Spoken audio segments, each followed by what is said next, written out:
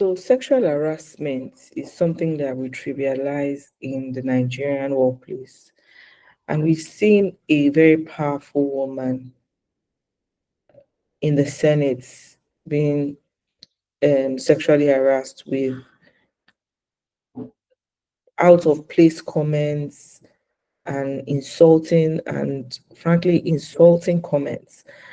And it makes me wonder, like, those women without power, those women without means that work in a company or work in companies, how are they able to how are they able to fight back and stand for themselves when it comes to sexual harassment? Now, we can give sexual harassment any definition that we want to give it, right? But one thing that remains true is that the ILO has defined key parameters as to what is sexual harassment. So it can be physical behaviors, but also it can be verbal behaviors, and it also can be non-verbal behaviors. So those behaviors that are non-verbal can be in form of whistling, suggestive gestures, and any display of sexual materials. Nowadays, we've heard bosses forward pornography videos to their employees and the likes. And then when people say, oh, bring evidence, I'm always surprised, because does anyone go into a meeting with their boss expecting their boss to sexually harass them? So when you say bring evidence, what exactly do you mean that a person should bring evidence to prove that they were sexually harassed?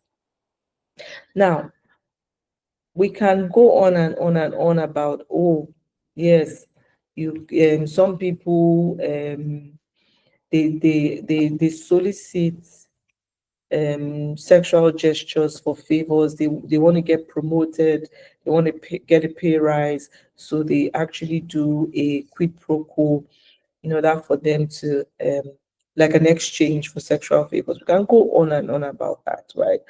But the point is that when you're in a place of power and you make a sexual advancement to someone that is um your employee, or someone that you're actually their superior in the workplace, you've you've already tilted tilted the scale, and that person has to either say no and face the consequences, or succumb to your harassment. So these things are they're characters, they're attributes that complicate the workspace and complicate people's lives.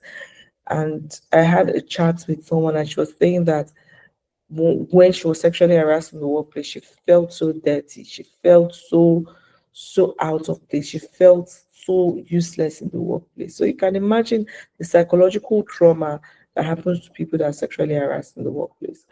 So we can trivialize it and say, oh, um, let's get evidence. Oh, it wasn't explicit, it was non-verbal. Those things are they mess with people's lives. You're actually joking with people's lives. And so, guys, if you need a sexual harassment policy for your business, do not forget that we create these policies at Repos Bay. And we even have a sexual harassment policy that's currently on Seller. So you can type our name on Seller, Repos Bay, and you can purchase a sexual harassment policy from Seller, or you can send us a DM to create a sexual harassment policy for your business. So this is a topic that I'm very passionate about personally, and I hope that more people will stand up for not just women but employees in the workplace that are sexually harassed every day. Because I know there are men in the workplace that are sexually harassed every day as well. So thank you, and I will see you in my next video. Bye bye.